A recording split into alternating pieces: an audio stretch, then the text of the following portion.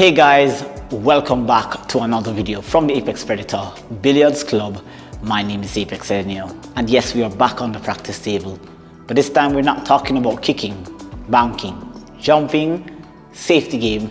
We're talking about, of course, one very important aspect of your pool game, and that is playing position after pocketing an object ball. This reference system here that I learned 3 or 4 years ago has done me a lot of justice in my game. It has added a little bit more value to my position play, especially with common shots like what I'm going to show you, both in your 9-ball, 10-ball, and 8-ball game. This is something that you need to have in your arsenal. It helps you to be a little bit more confident in pocketing the ball, not worrying so much about where the cue ball is going, and of course, no matter where your object ball or your next object ball is going to be on the table, once you're going to be playing this kind of shot here, of course, you're going to find yourself landing onto the winning ball more often than not. So of course, if this is the first time here on the channel and you want to learn how to develop your pool game from the beginner's level to the intermediate to the advanced, and like myself here, aspiring to become a professional pool player, be sure to smash that red subscribe button below.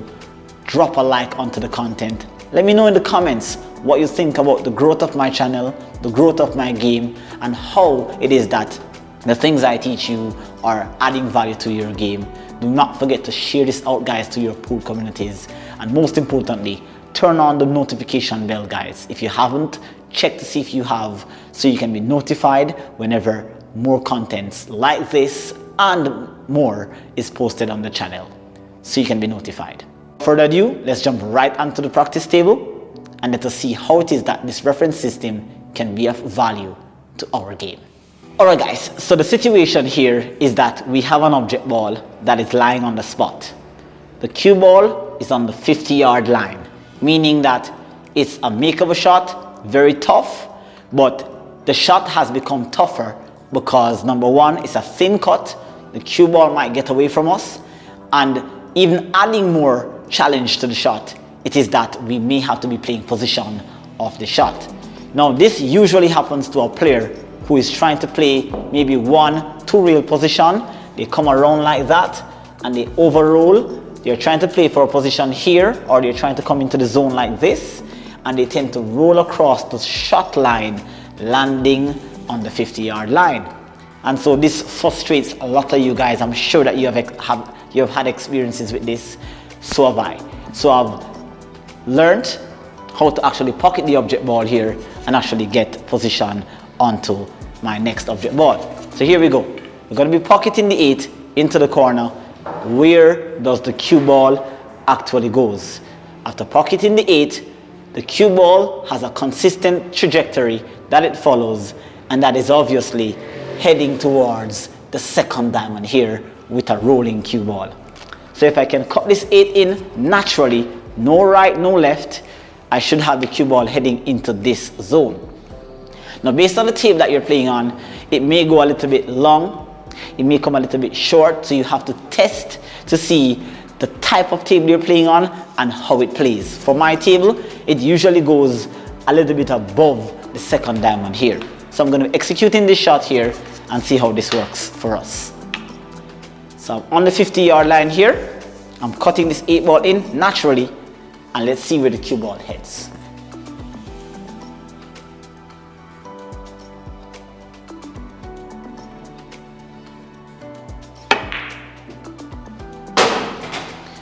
It heads nicely into the 1, as you can see there. Natural cue ball path, no right, no left. And you can see I have consistency in heading into my object ball here. Now, let's say that the object ball was perhaps like a diamond below the spot. What's going to happen now after pocketing the 1 ball? What is going to happen when we pocket the 1? Where is the cue ball going to go? Funny enough, the cue ball is going to head again towards the second diamond here. Now the shot is a bit easier to pocket, so we're not going to be worrying about pocketing the object ball. We're just going to be more concerned about how to control the cue ball's path heading into this area here. So here we go. We're going to be pocketing the 1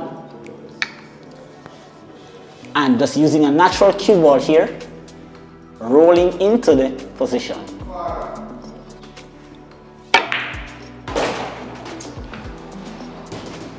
And as you can see there, it came just slightly above the middle diamond here. Speed is also going to be crucial, because if you play a bit too slow, the cue ball might drift off a little bit. So you want to play with a medium speed and land into this area here. Now here's another practical example where you might be a half a diamond below the spot here, and just in between the spot and a diamond below the spot. So here we go. If we're going to be cutting this 2 ball in, we have a chance of making a carom into the 9. But the system here allows us to play with a natural cue ball. We'll have the cue ball head towards the second diamond here. If we can play with a half tip, we should end up with the first diamond here, and a full tip, we should be able to make a carom into the 9. So let's go at this shot here. So if we can cut this 2 ball in with a full tip of left, then we can find that cue ball making a carom onto the 9.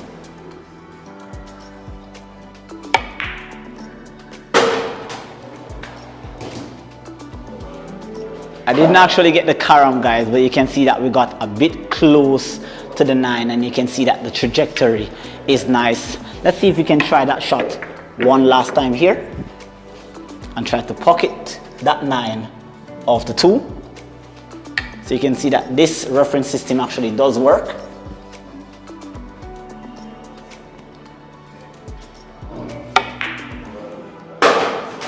Let's see if we can get the 9, guys.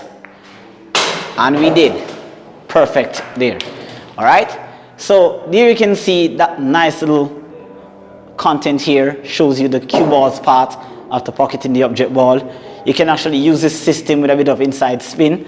Let's take, for example, here a practical example would be, say for example, we are tied up here on the 8 and we need to perhaps pocket the 5 and break out the 3 for an opportunity to run out the rock.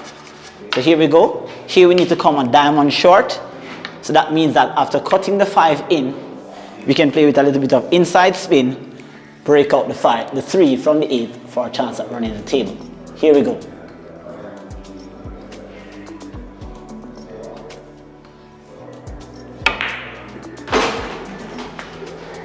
That is perfect. We didn't get a full breakout here, but as you can see there, the cue ball follows a nice path once we know the system.